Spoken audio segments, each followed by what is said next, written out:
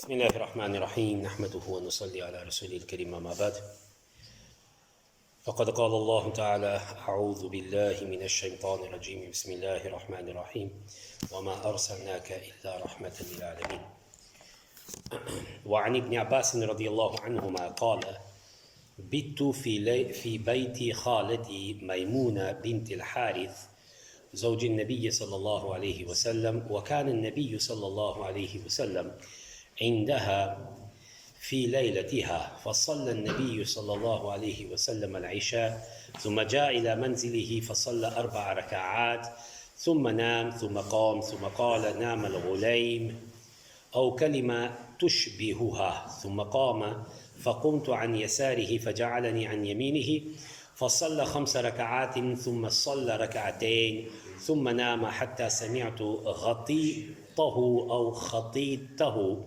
ثم خرج إلى الصلاة أو كما قال عليه الصلاة والسلام إن الله وملائكته يصلون على النبي يا أيها الذين آمنوا صلوا عليه وسلموا تسليما اللهم صل على سيدنا ونبينا مولانا محمد وبارك وسلم. Hadith número 97, lição número 97, que Imam Bukhari, rahimahumullah ta'ala, no seu Sahih, apresenta, continuando a mesma lição de ontem, que é falar coisas à noite. Como sabem, nós falamos na aula passada, de ontem, que depois do Salat al-Isha, depois da oração da noite, não é recomendável passar tanto tempo em qualquer tipo de tarefa ou qualquer tipo de evento ou qualquer tipo de ritual que faça com que a pessoa depois perca o Salat al-Fajr. Salat al-Fajr é obrigatório, tudo o resto é nawafil. Então, aqui, sim, em condições normais, a pessoa pode falar sobre as situações necessárias, mas nunca pondo em risco a noite de modo a que a pessoa perca o Salat al-Fajr. Este hadith de Ibn Abbas, radiyallahu anhuma, conta como é que o profeta, sallallahu alaihi wasallam, passava as suas noites normais. Quando eu digo noites normais, nós excluímos as 10 noites de Ramadã, que nós estamos agora a ter. Normalmente, nas últimas 10 noites de Ramadã, o profeta de Allah, sallallahu alaihi wasallam, entrava na mesquita e dormia na mesquita, ficando os 10 dias em oração, porque são noites grandes, são noites de poder, nós não sabemos qual delas aqui é, e portanto ficava em meditação e ficava em oração, ficava a rezar o Alcorão de modo a que compilava o Alcorão do modo que hoje em dia está compilado, porque qualquer uma dessas 10 noites pode ser considerada a noite de Qadr, a noite do poder, a noite em que os anjos descem, a noite em que Deus liberta também almas do inferno, a noite em que o nosso destino deste ano é entregue, não é traçado, já está traçado, é entregue aos anjos e cada um desses anjos depois, a partir daí, toma as diligências e sabe o que tem que, portanto, que fazer. E, portanto, isso começa na 21ª noite, que foi ontem, e, de acordo com o hadith, esta noite calha, provavelmente, numa das noites impares. Portanto, na realidade, a noite de hoje, que vai ser a 22ª, não há hipótese de ser hoje a noite de Qadr, tendo em conta que a lua esteja correta, há sempre a margem de erro de um dia, não é? Mas tudo aponta que não seja hoje, portanto, porque hoje é 22, portanto, se fosse, podia ter sido ontem, não me parece, mas isso é a minha opinião pessoal, não me parece que tenha sido ontem, vamos ver, pode ser que amanhã, inshallah, possa calhar. Isso tem a ver com o feeling. Essa noite, na realidade, não há maneira de descobrir, não há fórmula. Aliás, há a fórmula. Uma vez o profeta de Allah, sallallahu alaihi wasallam, saiu para dar a fórmula, como encontrar essa noite. Só que por alguma razão os discípulos estavam a discutir sobre uma situação. E discutiram de tal maneira que as vozes levantaram-se, ao ponto do profeta também ter que intervir e mandar acalmar. Eles eram rapazes, eram homens, eram pessoas como nós, não é? Que tinham as suas diferenças, só que havia uma coisa: falta de respeito é raro ter havido. Muito raro. Houve algumas situações que aconteceram, conforme uma vez afirmamos, Abu Zar uma vez perdeu a cabeça com Bilal e disse-lhe uma coisa um bocadinho feia, mas depois foi pedir desculpa, não é? E toda a vida pediu desculpa por o que tinha feito. Mas havia uma coisa, havia respeito, e isso é uma coisa que tem que haver, respeito. Então, depois, quando as conversas ficaram mais ou menos tranquilas, Nabi Karim sallallahu alaihi wasallam disse: olha, sabem, eu estava para vos dizer como encontrar a noite, só que agora esqueci. Allah fez-me esquecer. Pode ser que seja melhor assim. Procuram nas últimas 10 noites, nas noites ímpares das últimas 10 noites. Foi só isso que ele deixou. O pode ser que seja melhor, aí os analistas dizem que pode ser que seja melhor, porquê? Porque se a gente soubesse o dia, não é? A gente já não... Vocês veem, alguns países, uma vez fui a Madina Munawara, que Allah nos leve todos, inshallah lá. Noite 21, você ia para a mesquita cheia. Noite 22, que é hoje, mesquita vazia, todo mundo estava no shopping. E amanhã, noite 23, todo mundo cheio. 24, shopping. Portanto, imagina, vá lá que valeu que o profeta sallallahu alaihi wasallam deu ali um hintzinho. Agora imagina, se Nabi Karim sallallahu alaihi wasallam dissesse mesmo como encontrar a noite, a gente só uma noite rezava. E nas outras 9 noites deitávamos fora. Portanto, vá lá, foi bom assim. Pelo menos as 10 noites. Agora, tenham atenção, essa coisa de 21 é para cá, há sempre um erro de haver um erro. Porque, como sabem, a Lua pode ter um erro. E, portanto, não é líquido você dizer que hoje é 22. É 99% 22. Hoje, noite, não é? Mas pode não ser. Portanto, por isso é que o profeta de Allah sallallahu alaihi wasallam pernoitou as 10 noites e os 10 dias ficou em retiro em Atekaf. Isto era anualmente os últimos 10 dias, sempre. A noite dele era assim mesmo, lá, a rezar. Comeu, rezou. Depois, as outras noites, se ele estivesse assim numa expedição e tudo mais, naturalmente que eles, de acordo com a situação, houve alturas de guerra, houve alturas de viagem, tudo bem. Hoje, este hadith o que está a mostrar é o dia, a noite do profeta de Allah sallallahu alaihi wasallam em condições normais. Ou seja, não era Ramadã, não era viagem, não era guerra. Porque ele também esteve presente em algumas batalhas, em muitas batalhas. Estou-vos a dar a situação normal, dia a dia. Então, quem é que está a contar essa história? Ibn Abbas radiallahu anhu. É um dos melhores narradores. Ibn Abbas, primeiro para vocês conhecerem quem foi Ibn Abbas. O profeta de Allah sallallahu alaihi wasallam teve vários tios. O seu avô chamava-se Abdul Muttalib.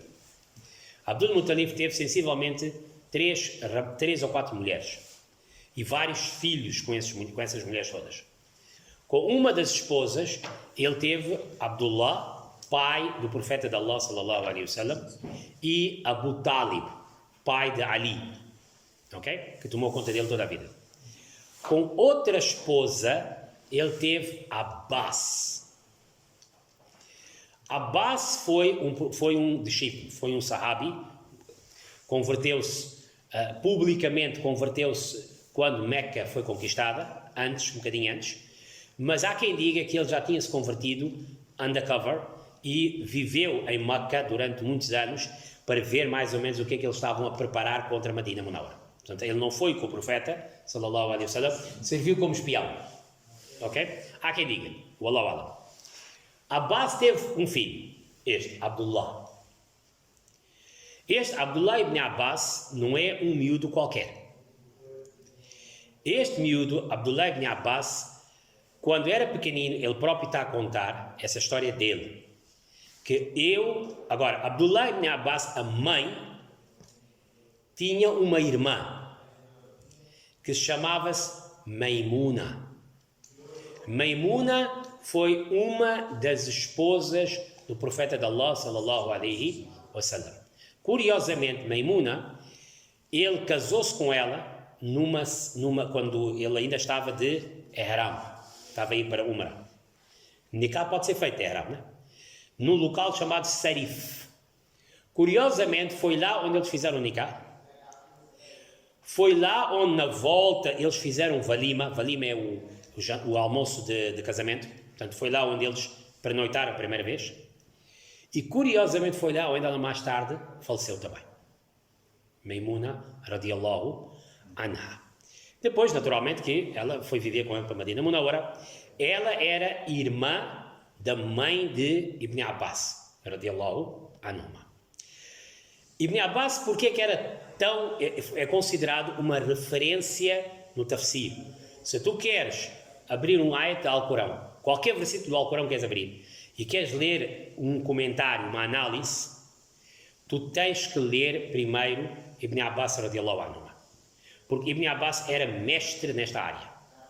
Ou seja, ele tinha uma capacidade extraordinária de abrir um versículo do Alcorão e descodificar completamente. Eu vou dar um exemplo a vocês. Ibn Abbas, quando Sayyidina Umar ficou khalifa, Sayyidina Umar tinha vários ministros. Todos eles muito velhos, idosos, topos de gama. Sayyidina Umar chamou Ibn Abbas e disse: Ibn Abbas, Abdullah, tu a partir de agora vens sentar connosco. Então, é naturalmente que todo o pessoal ali diz: um puto aqui está ali para nós somos todos indivíduos. Houve aquele mal-estar, que nós somos todos, de uma certa idade, não é? Porque é que chamou um puto de 20 anos aqui para estudar connosco? Então, a Omar ninguém dizia de frente, porque senão o Omar não levava desaforo para casa. Só que o Omar soube através das conversas que eles estão um bocadinho, eles são todos 50, 60 anos e tu tens aqui um miúdo de 20. E a Zé Omar disse: é? Eles não sabem Ibn Abbas quem é, eles não sabem quem Abdullah é. Abdullah passava toda a infância, passou com o profeta de Allah, sallallahu alaihi wasallam. Essa é uma história que ele está a contar, que agora vou-vos daqui mostrar, é a história do dia de hoje, que ele passava noites e noites na casa da tia Maimuna, tia direta, mãe da irmã. E ele passava, sabe porquê? Porque a noite em que o profeta sallallahu alaihi wasallam dormia na casa de Maimuna era naquele dia onde ele ia lá. Porque ele ia lá para tomar conta do profeta sallallahu alaihi wasallam. Sabem que o Nabi Karim sallallahu alaihi wasallam à noite acordava. Então cada um tinha as suas vezes. Cada um desses miúdos tinha uma ligação com uma das esposas. Ou era mãe, nesse caso, a Salama, o filho dela, também tomava conta de Nabi Karim sallallahu alaihi wasallam. Eles tinham dias marcados. Porque assim, o que é que eles faziam? À noite podiam ficar com o profeta sallallahu alaihi wasallam. Depois ele à noite, quando acordava, eles preparavam a água para ele não ter que sair para fora e tudo mais. Isto era para eles uma honra. E quanto é que eles aprendiam lá dentro? No terreno é quando se aprende. Então, Hazrat Omar disse: estes já não sabem quem Abdullah é. Tudo bem, não há problema nenhum. Chamou todos. Meus amigos, eu queria vos fazer uma pergunta. Surat Nasr. إذا جاء نصر الله والفتح ورأيت الناس يدخلون في دين الله أفواجا فسبح بحمد ربك واستغفر إنه كان. É o último capítulo a ser revelado, não é o último versículo, é o último capítulo. É que Allah diz: quando chegar a vitória e a ajuda de Allah e tu vês pessoas a converterem-se aos grupos, então lembra-te de Allah e pede perdão, porque Allah é aquele que perdoa. Ele diz: o que é que este sura servia para dizer o quê? Todo mundo disse, significava que o Islã finalmente tinha ganho, o Islã estava a entrar, bairros e bairros estavam-se a converter, já não havia problema de insegurança, o Islã tinha triunfado. Perguntou um, perguntou outro. Depois ele perguntou a Abdullah: o que é que significa isso? Abdullah ibn Abbas, este miúdo, que na cruz já tinha 20 e tal anos, disse: isso, surat, este capítulo, que é o capítulo, qual é? 110, 109, 110, 109, qual é? 112, 110. O capítulo 110 do Alcorão estava a dizer que o profeta de Allah, sallallahu alaihi wasallam, iria falecer em breve. Já viu a quantidade de sinais que nós ontem também falámos uma, né? Que a sallallahu alaihi wasallam disse há uns meses antes de falecer, disse: meus amigos, durante 100 anos todo o mundo já morreu. Portanto, vocês não se preocupem. Em outras palavras, o que é que ele está a dizer? O máximo que vocês vão ficar longe de mim é 100 anos. Hoje, outro ayat. Idha ja'a nasrullah. É um surat que está a dizer, porque Allah é assim, Allah fala em ayats, Allah fala em sinais, Allah fala com as pessoas sinalizando, não diz direto, não é? Porque os árabes, naquela época, quando falavam assim, não é? Não diziam: o teu clube não presta, não diziam assim, diziam: tu pertences, infelizmente, a um clube que realmente não dá muita esperança. Pronto, é a mesma coisa. Era eloquência. É que eles, os árabes, e depois falavam, sabes como? Em poesia. Falava em poesia. Que tu ficas ali a ver, esse gajo insultou-me ou elogiou-me? E depois eles tinham, na rua, naquela época, sabe, o equivalente aos arrumadores de carros. Sabe qual é que eram? Eram gajos que falavam bem mesmo. Boa poesia. Ficavam assim à espera. Quando viam assim um homem rico, iam ter com o homem e diziam: olha, quer que a gente fale bem de si? Quer que a gente fale bem de si? Então você dava uma moeda ao gajo: fala lá. Este senhor é um senhor que quando anda tudo cai. As montanhas... E depois todo mundo... Isto era, na altura, a publicidade da época. É assim que eles falavam. Então, Allah no Corão fala assim também. Fala, mas fala contigo de uma maneira... Ele não diz as coisas diretamente. Porque ele diz: tu tens de saber a língua para perceberes o que eu estou a dizer. Então ele disse assim: quando chegar a ajuda e chegar a vitória e veres tanta gente a entrar dentro do Islão. E Abdullah disse: isso significava o quê? Que a missão acabou. Porque quando chegar a ajuda de Allah, o que é que significa? Está no fim, já estamos. A ajuda de Allah vem no fim. A ajuda de Allah não vem no primeiro dia. A ajuda de Allah vem no último dia de sofrimento. Porque se vier no primeiro dia, está tudo feito. Então, a ajuda de Allah vinha quando? No último dia de sofrimento. E vitória vinha quando? Quando a missão está feita. E ver as pessoas entrarem em grandes quantidades, o que é que significava? O Islã agora está de tal maneira enraizado que as pessoas já estão a entrar sempre sem muito trabalho. Tudo isso o que é que mostra? O final de missão do profeta, sallallahu alaihi wasallam. Depois ele foi mais para a frente dizendo: fasabbih bihamdi rabbika, sabe, uma pessoa quando chega a um fim de vida, nós o que é que dizemos sempre? Agora faz tasbih, reforma, né? Na hora da reforma, o que é que a gente diz às pessoas?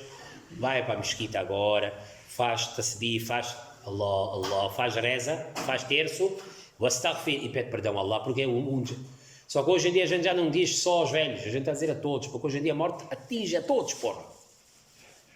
A qualquer um. Naquela época, se você ultrapassasse a idade de infantilidade, os primeiros 6 meses, você era home run. Porque muitas crianças morriam até os 6 meses. Era o problema da época. Mas se você despachava os primeiros 6 meses, 1 ano, pronto, a partir daí, você só morria se alguém te matasse ou se você fosse uma batalha. Doença, ninguém morria por doença. Não havia diabetes, cancro, não havia.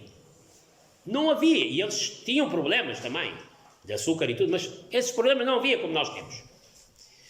Então, normalmente, uma pessoa quando chega em fim de idade, o que é que eles diziam? Agora o senhor o que é que faz? Vai reformar-se, vai para a mesquita, fica numa mesquita, faz tasbih, glorifica Allah e faz istighfar, que é pede perdão a Allah. Então Allah está a dizer ao profeta de Allah, sallallahu alaihi wasallam, a mesma coisa. Isto, fasabbih bihamdi rabbika wastaghfir, é uma expressão que é, agora o Senhor lembra-se mais de Allah. Veja que ele está a dizer ao profeta de Allah, sallallahu alaihi wasallam, para fazer isso. Se o profeta de Allah, sallallahu alaihi wasallam, está a receber instruções de fim de vida para lembrar-se de Allah e fazer istighfar, quanto mais nós. Né? Olha que o profeta sallallahu alaihi wasallam era inocente, era limpo de tudo. E então Abdullah ibn Abbas está a dizer, isto significava que em breve o profeta sallallahu alaihi wasallam ia falecer, e passado alguns meses isso iria acontecer. Isso aconteceu mais ou menos também no fim do ano 10, mais ou menos no mês 11, e o profeta no ano 10, menos 11, o profeta sallallahu alaihi wasallam no ano 11, mês 3 já tinha falecido. Sayyidina Umar radiallahu ta'ala virou-se para todo mundo e disse assim: quando este versículo caiu, eu também fiquei muito feliz, porque este versículo é lindo. Chegar a ajuda de Allah, o que a gente mais quer, a ajuda de Allah. Vitória, o que a gente mais quer é vitória, né? Sem a ajuda do Allah. Depois, chegar a pessoas a entrarem em grupo, sobre grupo. Percebe que a gente começou essa mesquita? Éramos poucos. Aquela mesquita Aisha Sadiqa, quando começou, éramos poucos. Mesquita Central, éramos poucos. Hoje, alhamdulillah, tu vês. Mesquita cheia.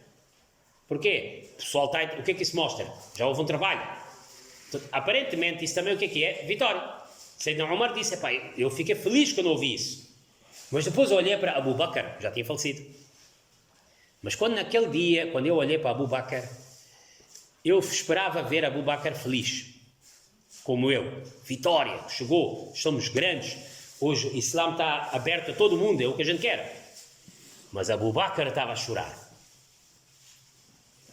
E eu perguntei a Abu Bakr, o que é que se passa? E ele olhou para mim e disse, profeta sallallahu alaihi wasallam, breve vai-se embora. Porque a missão já terminou. O que é que o homem está aqui a fazer? Missão, por isso é que a gente sempre diz, né? Se tu estás vivo hoje, por duas razões estás. Ou o teu Jannat não está garantido, ou a tua missão no mundo não acabou. É por isso é que acordaste de manhã. Há pessoas que estão com tanta idade, estão na cama, coitadas. Estão na cama. Já, mas mesmo assim, há alguma coisa ali a segurar-lhes. Há um trabalho que não acabou, ou então ele não chegou, ele ainda não chegou no lugar dele, onde ele tem que chegar. No minuto em que essas duas coisas ficarem resolvidas, out, go. Alguém vai comer a tua comida agora. Alguém vai dormir na tua cama, alguém vai usar a tua roupa, alguém vai respirar o oxigênio que tu estás a respirar. Nós estamos cá neste mundo só para isso, para mostrar a nossa lealdade com Allah. Ponto final, parágrafo. O resto é só passar tempo.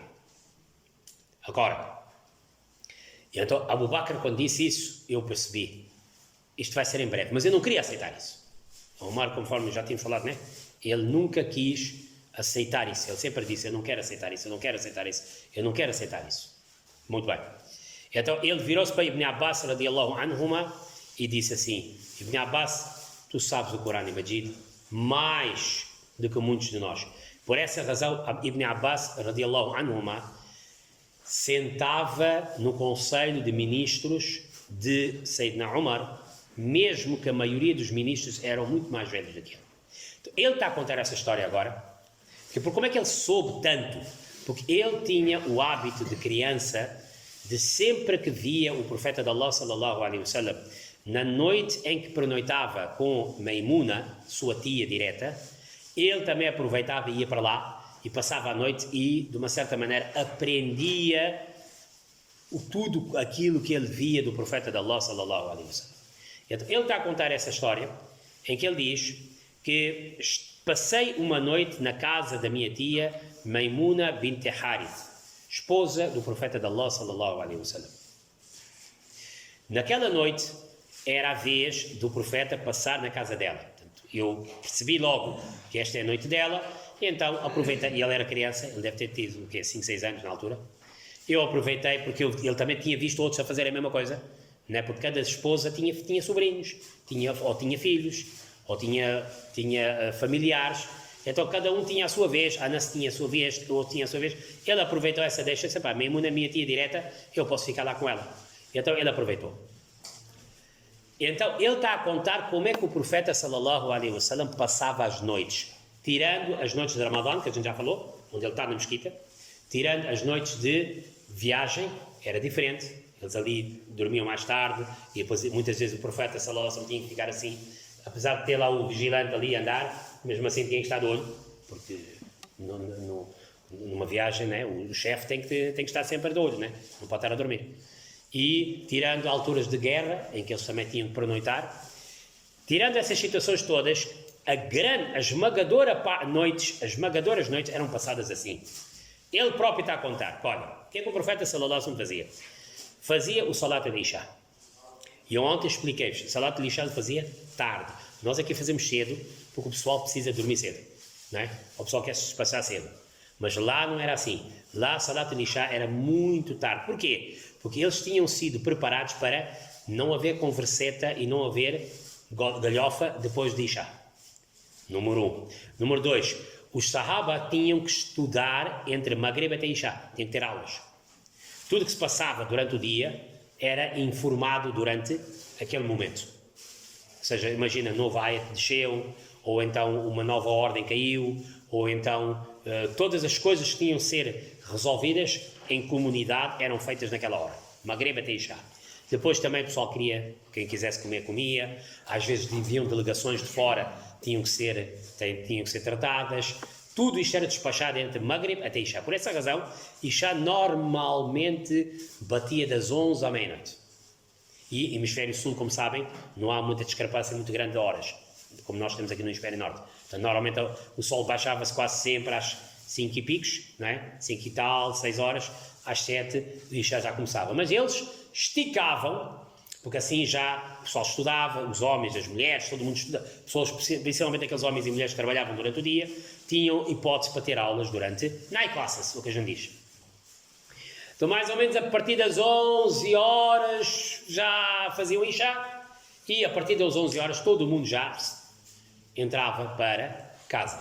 Tirando as 3 noites de lua cheia, 14, 15 e 16, normalmente o pessoal ia para casa. E não havia muita luz. Depois de ele fazer a oração em Jama'a, ou seja, Nabi Karim sallallahu alaihi wasallam fazia o salat em Jama'a, 4 rakats. Depois o que é que ele fazia? Ia para casa. Não fazia sunnats na mesquita. Atenção agora. Primeiro, isso significa que é sunna fazer os sunnats em casa? É. Mas, tenham atenção duas coisas. Nabi Karim sallallahu alaihi wasallam vivia a uma porta de casa.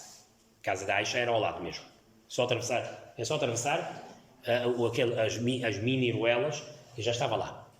Portanto, provavelmente ele ia, como se calhar nós daqui, se calhar íamos para um quarto ao lado. Porque se calhar nem tinha mais espaço, a mesquita estava cramped, já estava cheia. Primeiro ponto. Segundo ponto, se nós sentirmos que nós, ao não fazermos sunna na mesquita, as pessoas vão pensar que não é obrigatório, até preferimos fazer. Porque hoje em dia nós temos essa coisa que os árabes não fazem sunna. Há muito árabe que as orações facultativas, sunna significa as orações individuais, eles vão para casa e fazem em casa. Mas o que é que tem vindo a acontecer ao longo desses anos? As pessoas pensam, esses gajos não fazem. Como não fazem, não é obrigatório. Pode não ser obrigatório, mas é altamente necessário. E então, se nós sentirmos que, o pessoal vai pensar que eu não faço sunna, até é preferível de vez em quando também fazer na mesquita. Porquê?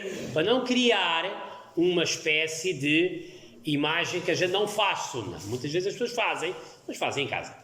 Número 3. Se tu sentires que eu indo para casa vou me esquecer, porque às vezes acontece, você chega em casa, televisão, miúdos, tal, me esqueceu. Então prefiro fazer na mesquita. Ok? Então tem que ter cuidado. E temos que perceber que Nabi Karim sallallahu alaihi wasallam fazia em casa por duas razões. Primeiro, ele até dizia, não façam as vossas casas cemitérios, ou seja, locais onde não haja oração. Não vamos fazer todas as nossas orações na mesquita e em casa não há ninguém. Pelo menos as orações facultativas faz em casa. Número 1. Número 2, ele vivia mesmo ali ao lado, portanto era mais fácil para fazer isso. Portanto, ele o que é que fez? Fez o Salat al-Isha com Jamaat e foi para casa. Quando foi para casa, fez 4 rakats, que são os 2 sunnah e mais 2 nafl.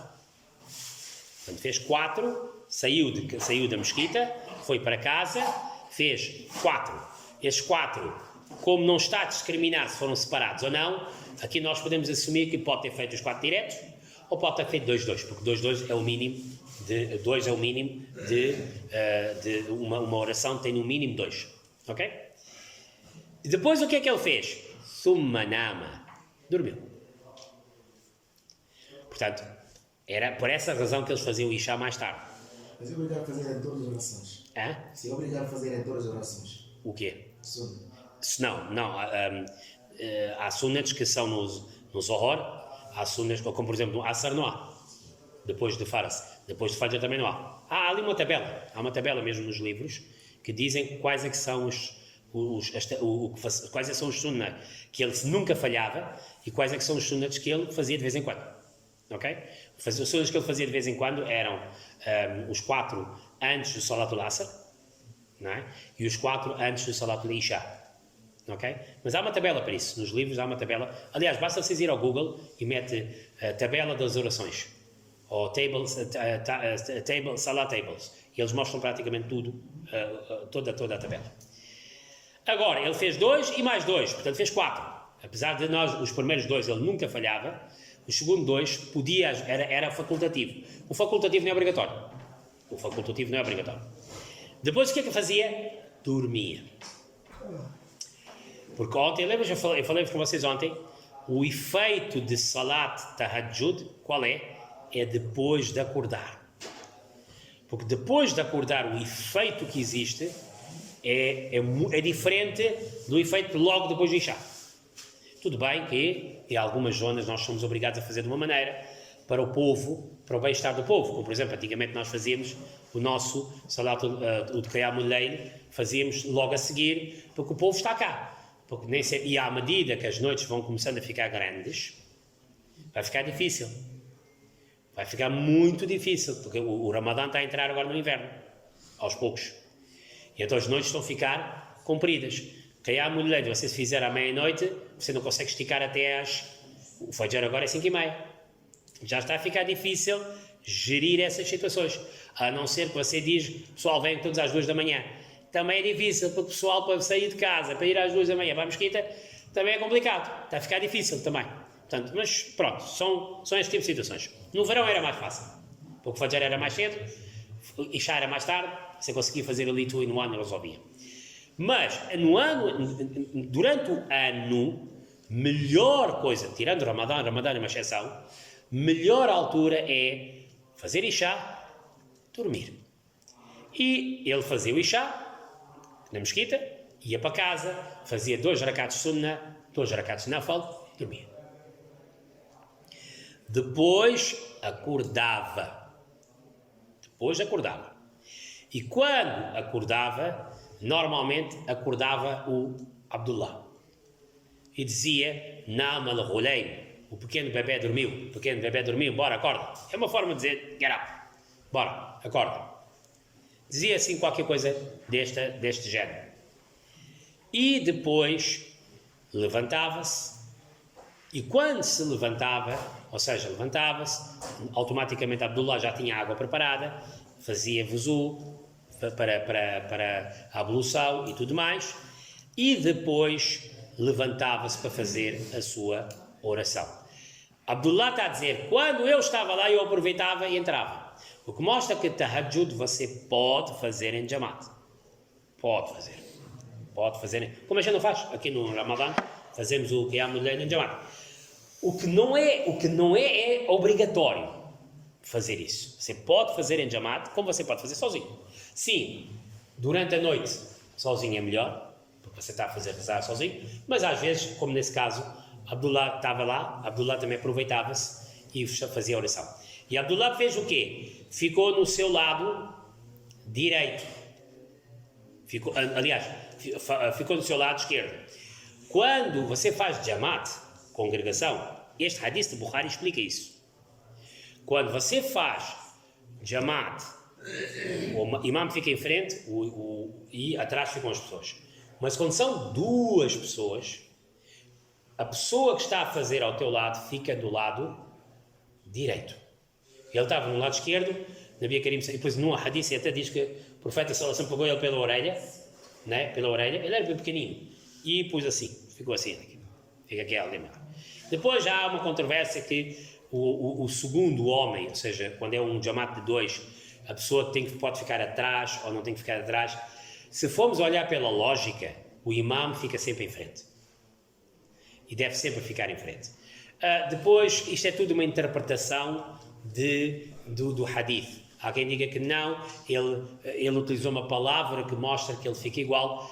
Se formos ver bem, faz mais sentido o imam estar sempre um bocadinho mais para a frente e o segundo homem ficar ligeiramente atrás para seguir. Sim, no minuto em que aparecer uma terceira pessoa, este segundo homem vai para trás, ou o imam vai para a frente e faz uma fila de dois e a partir daí a coisa... Normalmente quando a gente começa a fazer salat também fazemos isso, numa oração, somos duas pessoas, depois à medida que o terceiro homem chegar, ele atrasa e a partir daí a oração fica igual. E então, e agora, o que é que ele rezou naquela noite? Ele rezou Khamsa Raka'at. Khamsa Raka'at. Ele fez 5 rakats. 5 rakats. Agora, o que é que realmente significa 5 rakats? Como devem calcular, no fim da noite, nós temos uma oração que é a oração de Witr, que, excepcionalmente no Ramadã, a mando de Sayyidina Umar e com a anuência dos discípulos, houve um consenso, e o consenso sobre uma matéria, desde que não esteja a interferir ou desde que não esteja a ir contra uma matéria corânica ou do profeta, o consenso tem força. E Sayyidina Umar teve o consenso que no Ramadã nós fazíamos o Tarawih 20 rakats e logo a seguir juntávamos o Witr na mesma oração em congregação. E isto foi anuído e passou-se e até hoje é feito. Fora do Ramadã, isto não existe. Fora do Ramadã, os 3 Witr que a gente faz, nós fazemos cada um sozinhos. E é sozinho que se faz. Então, o profeta sallallahu alaihi wasallam, quando acordava, fazia mais 2 rakats de tahajjud e assim juntava os 4 lá atrás, que ele já tinha feito, e depois adicionava mais 3 rakats, que eram os rakats de Witr. Depois há cá duas opiniões. Será que os 3 rakats de Witr fazia diretos, ou será que ele fazia 2, parava, fechava e fazia mais um sozinho? A bem da verdade, ele fazia as duas maneiras. Fazia? De 2 maneiras.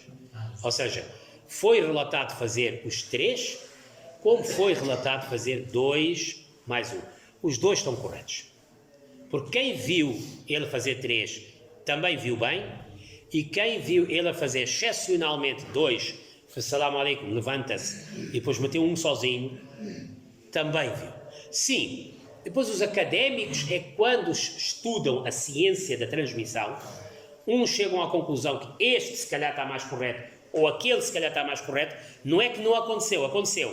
Mas qual é que acontecia mais vezes? Não é? Daí depois tens as escolas maliquitas e hanafitas que dizem que mais vezes era 3 diretos. E tens as escolas hambalitas que dizem que era 2 mais 1. Se você for para uma mesquita onde eles fazem 2 mais 1, faz 2 mais 1. Não sejas... Não diz, eu quero saber desse gajo. Não. Faz 2 mais 1. E se você for para uma mesquita onde eles fazem 3, faz 3. A Sheikh Sudaisi, também, muitas das vezes ele próprio dizia, hoje vamos fazer maneira da escola hanafita, de fazer 3 diretos. E porque eles depois viam, normalmente quando eles iam a Madina Munawara, como Madina Munawara tem muita nossa gente. Nós temos muita gente asiática, Hanafi, Índia, Paquistão, Bangladesh, em Madina Munawara. Você chega a Madina Munawara, você parece no Karachi. Makkah Mukarrama é diferente, tem mais árabes. Então quando eles fazem em Makkah Mukarrama, eles quando fazem Witr no Ramadã, fazem 2 mais 1. E nós também fazemos 2 mais 1, porque respeito fica sempre bem. E quando ele chegava a Madina Munawara, eu lembro uma vez quando ele veio a Madina Munawara, Sheikh Sudaisi até disse, eu hoje vou fazer Fiqh Hanafi, vou fazer 3 diretas, Ou seja, 3 rakats diretos. Porquê? Porque ele teve respeito também pela população, que maioritariamente é Hanafi, e nós também temos respeito